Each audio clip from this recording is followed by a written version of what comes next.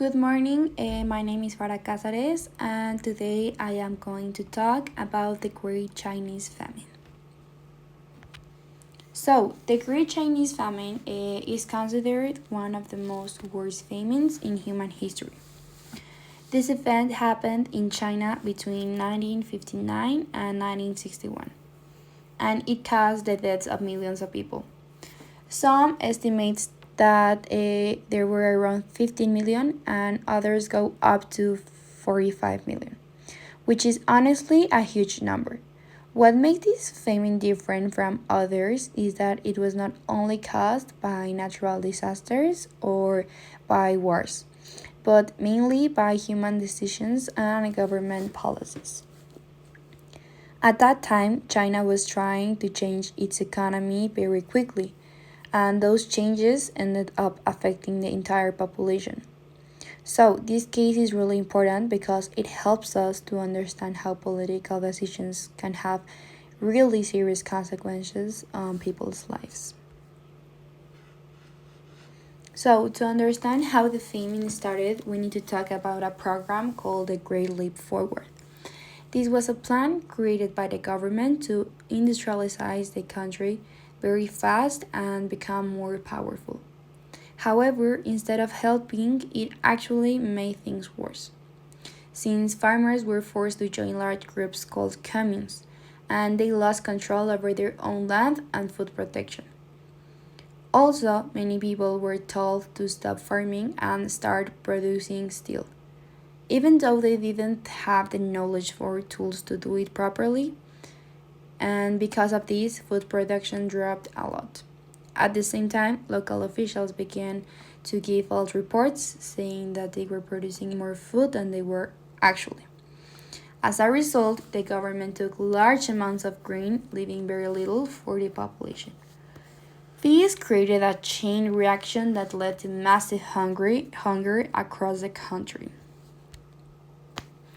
So, this situation can be explained using different types of violences.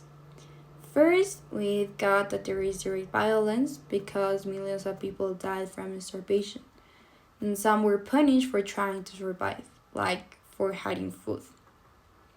Then we have structural violence, which is when a system or government creates conditions that harm people. In this case, the policies and decisions made by the government made it almost impossible for people to access food. Finally, there is cultural violence because the government used propaganda to make everything seem fine, even when people were starving. Also, people were afraid to speak out or criticize the situation.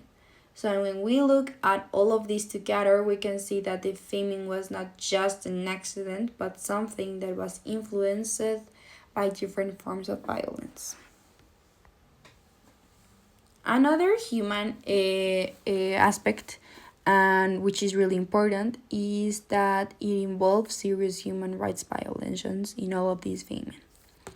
According to the Universal Declaration of Human Rights by the United Nations, there are basic rights that every person should have. For example, the Article 3, which talks about the right to life. But during this famine, millions of people died from conditions that could have been prevented. Article 25 says that everyone has the right to food and a decent standard of living, which clearly was not happening at that time. Also, Article 19 talks about freedom of expression, but people were not allowed to speak openly or report about what was really happening. So, this shows that the famine was not only a humanitarian crisis but also a violation of human basic rights. When we talk about international response, it's important to mention that organizations like the United Nations and the International Committee of the Red Cross already were in existence. However, they didn't really intervene in the situation. One of the main reasons is that China was very close off and did not allow outside help. The government also controlled information, so the rest of the world didn't fully understand how serious the situation was. Because of this, there were no major efforts like peacekeeping or humanitarian missions, or peace building or peacemaking. So even though there was no war, which means that there was means that there was a negative peace, where people were still suffering a lot, even though there were not bombs or things like that. So finally, if international organizations have been able to intervene, the situation could have been very different. For example, they could have sent emergency food aid to the most affected areas, which might have saved the world, creating pressure on the government to change its policies. Organizations like the UN could have helped promote human rights and prevent some of suffering. In general, more transparency and international cooperation could have reduced the impact of the famine.